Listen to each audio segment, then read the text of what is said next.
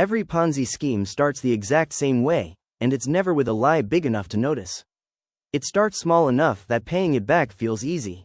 It always feels easy, right up until it isn't. This is how a Ponzi scheme grows from one favor between friends into the largest fraud in financial history. Level 1, the first favor. A friend lends you $2,000. You promise to pay back $2,400 in a month. A good return, and true, for a while, because you actually do it. Not from a return on anything. You just pay it back, out of pocket, and call it a win. Word spreads fast when a return is real. Now 3 friends want in. Then 5. You take the new money in, and quietly use part of it to pay off the first friend, not because you're clever, but because it's the only way the math still works. This is the entire mechanism, in miniature. The thing every Ponzi scheme in history has secretly been, from a kitchen table to a Wall Street penthouse. Old investors get paid with new investors' money. Nobody's money is ever actually invested in anything at all. Level 2, affinity fraud. The fastest way to grow this isn't advertising, it's trust that already exists. A shared church, a tight-knit immigrant community, a country club, a professional association. Regulators call this affinity fraud, and it works because the sales pitch is really just one person's word, passed hand to hand. Nobody double-checks a friend's investment the way they'd check a stranger's. That's not naivety.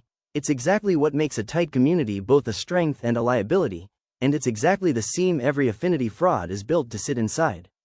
Level 3, the local investment club. Now there's an office, a name on the door, glossy statements that arrive every quarter, showing steady, unglamorous returns. The kind that don't attract attention, just quiet confidence. Consistency, it turns out, is more convincing than spectacle. New clients don't need to be found anymore. Existing ones bring their parents, their coworkers, their kids' college funds. The fund doesn't grow because the returns are real. It grows because nobody's asked to see where the money actually goes.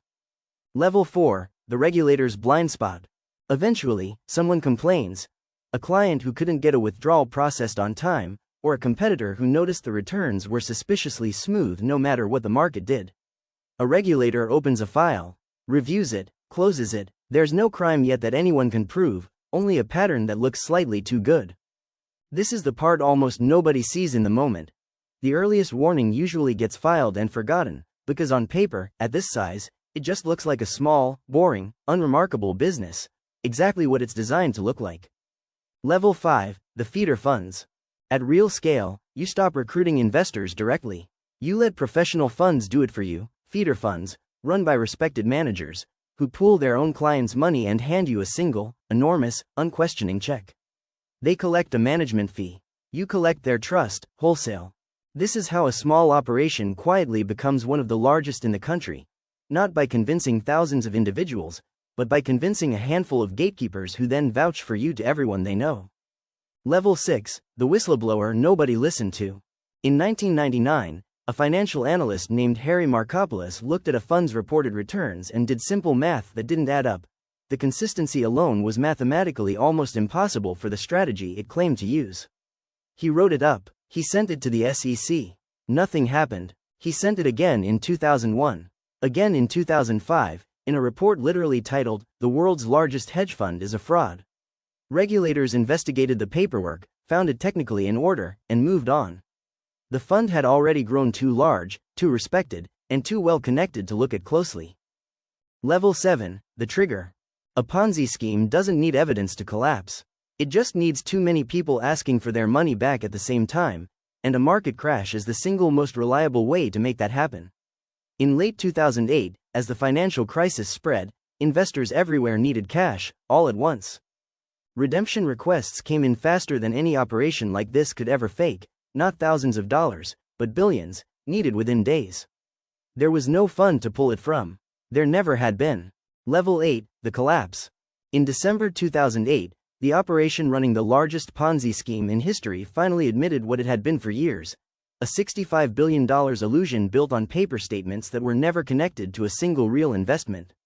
Its own sons reported it to federal authorities. The operator pleaded guilty to 11 federal felonies and was sentenced to 150 years in prison, a number chosen less for practicality than for symbolism.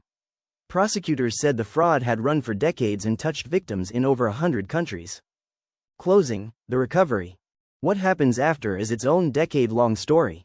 A court-appointed trustee spent years suing feeder funds and so-called net winners, investors who had, often unknowingly, withdrawn more than they ever put in, clawing back money to return to actual victims. Though, eventually, that recovery effort returned more than $14 billion to victims, one of the largest fraud recoveries in history, but still years, and in some cases over a decade, after the money was first handed over in trust. Every Ponzi scheme, from a kitchen table favored to a $65 billion collapse, runs on the exact same trick: paying yesterday's promise with today's money, and hoping nobody asks for all of it back at once. Eventually, someone always does. Stay tuned to learn the secrets of unknown wealth, and if there's a hidden topic you'd like to learn about, let me know in the comments. Thanks for watching.